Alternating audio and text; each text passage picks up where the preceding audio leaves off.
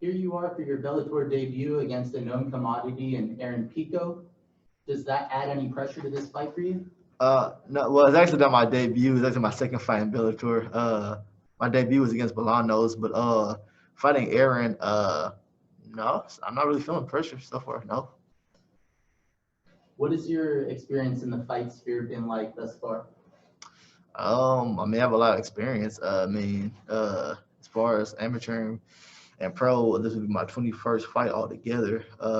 So I mean, no, I kind of felt all the pressure and stuff on my first run with Bellator. So this being my second run, I mean, I'm controlling it a lot better. So I mean, that's a lengthy answer, but there you go.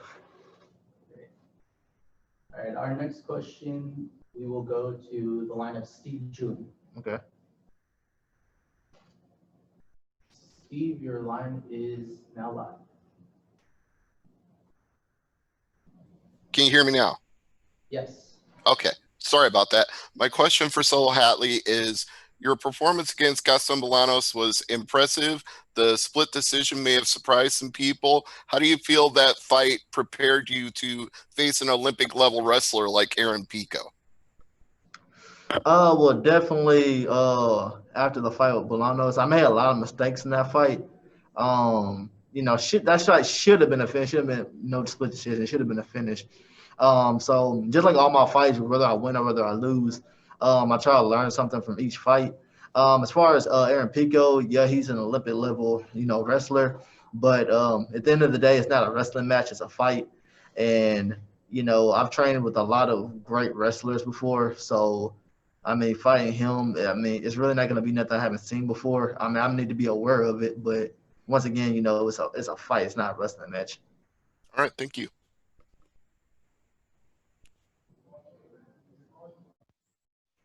All right, our next question will go to Steven Morocco. Steven, your line is now live. Can you hear me? Yes. Great. So you were an LFA headliner, had a couple fights with them. It's a pretty well-known feeder league for the UFC. Why did you decide to go to Bellator? Bellator has always been one of my favorite promotions. Because in my career, because I know majority of people, want to go to the UFC or whatever. My goal was either Bellator or the UFC, honestly, because I love Bellator. Like, a lot of people sleep on Bellator, but I think Bellator has as good of fighters, if not better fighters, than UFC. They've treated me wonderfully. Like, Bellator is a great promotion. I'd be happy. Like, I would honestly be happy if I finished my career out in Bellator, because I'm 23 now. I always told myself, if I didn't make it to the big stage by the time I was 26, I was going to do something else. So yeah, I'm very blessed that Bellator gave me the opportunity against Bolanos, and after I beat them, they signed me, and now they're giving me the opportunity to fight Aaron Pico. So yeah, I love Bellator. Well, yeah, like you said, Gaston is somebody who had a lot of hype on him. He wasn't just like your average, sort of up and coming fighter. So do you feel like there's any sort of design in this? They're giving you Gaston, and now they're giving you Aaron, one of their most heavily hyped guys in their history.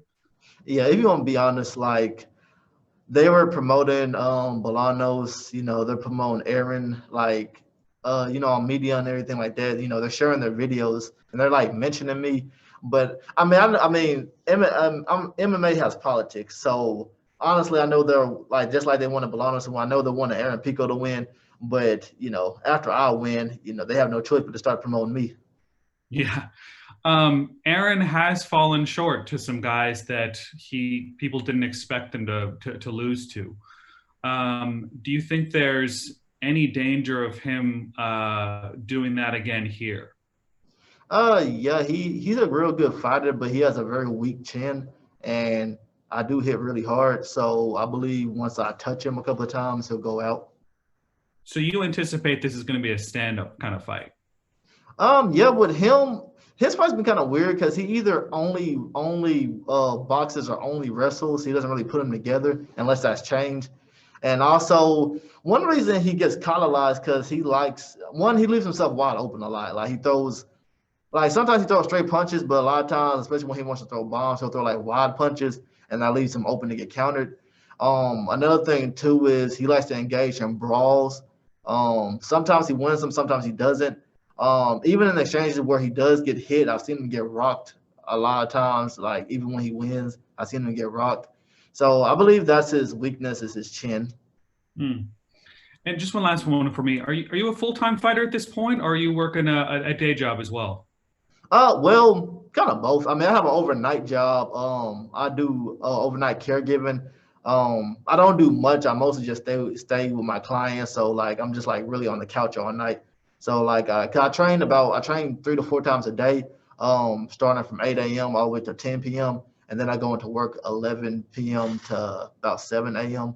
And like I said, I don't do nothing but just like lay on the couch. So if I'm sore from training, if I get hurt from fighting, like I'm not doing no hard labor. Gotcha. Thank you very much. No problem. All right, our next question will come from Gene Morris with Newsday. Your line is now live. Great. Can you guys hear me? Yes. Perfect. Thanks. Okay. So yeah, I know Aaron is a guy that's been in there. All his fights have been pretty quick, mostly in the first round, a couple in the second round. Is this a fight where you're going to kind of approach anything differently and kind of come in and try and make a mark, especially against a guy that's as hyped as he is? Well, in all my fights, I believe in fighting smart. I try not to, rush a lot of stuff. Because of course we have game plans and stuff, but, a lot of times almost every time game plans go out the window as soon as the fight starts, especially when, you're getting hit and punched and kicked and all that. So I usually just feel how my opponent's going. Just like, my last guy, who's a world-class striker, even though I'm a good striker too, I'm not a world-class striker. So of course, go to where he's weak at. With Pico, he's a good striker. He's a great wrestler. With him, I'm gonna just have to kind of see how the fight goes, like see how he reacts to my movement, see his movement. Because I've been in there with guys who, weren't as fast as I thought they were, who didn't hit as hard as I thought they would. So I'm just gonna kind of just have to see how the fight goes. Right. Thanks a lot.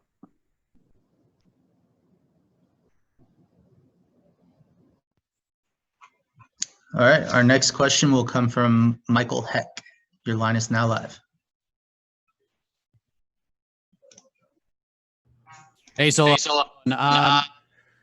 Do you feel like you're flying under the radar here heading into this fight? Because you sort of alluded to it that they're playing a lot of Aaron videos. You're being mentioned a little bit here, but do you feel like you're flying under the radar? And if so, how do you like that feeling?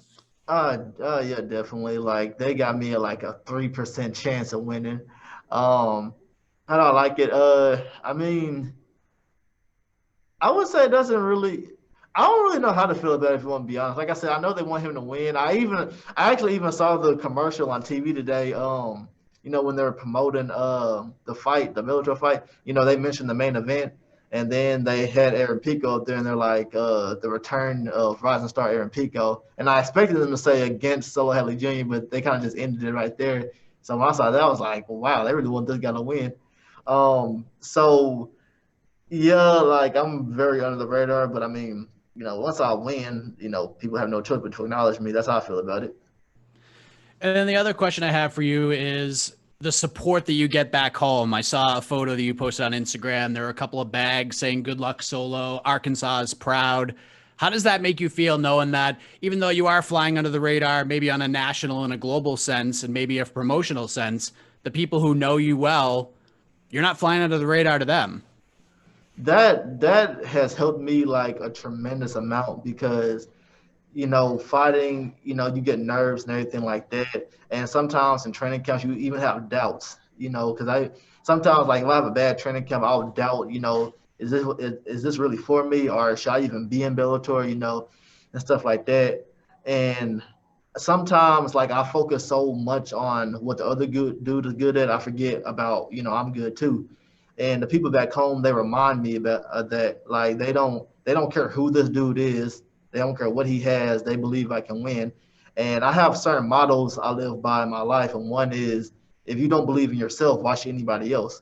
And so like, even when I'm feeling the nerves or whatever, like everybody back home, they're behind me and supporting me. So it's like, they believe because they know very well who he is. Like my wrestling coach and his team, they know very well who Aaron Pico is.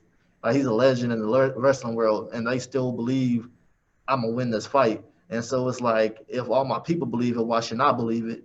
So yeah, them believing in me puts like it just kind of gives me like an energy boost type thing. Thank you, Solo. All the best to you. Thank you. All right, and for our last question, we'll go to Joe McDonough. Your line is now live. Hey, Solo. I'm sure you don't, but Pico is a -600 favorite in the Vegas odds. I mean, do you feel disrespected by that, or do you almost welcome that as a huge underdog and go shock the world on Saturday night? I mean, not really disrespect. I mean, everybody knows him. Nobody really knows me. So it's like, of course he's gonna be that big of a favorite. And nobody knows me. I haven't, made a name for myself yet. He's a real great fighter, but they've been hyping him up, before he even had a fight. Even though he's taken losses and stuff like that, like he's the same age as me, but we came up differently. He's been competing basically his whole life in like wrestling and some boxing, but I've been fighting my whole life.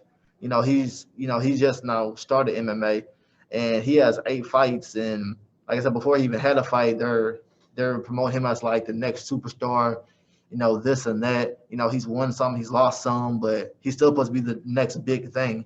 And so, no, I don't feel disrespected because it's just common sense. Like this dude that the whole world knows and me that nobody knows, of course, he's just gonna be that big of a favorite. Awesome, man. Thank you. No problem. All right. Thank you, Solo.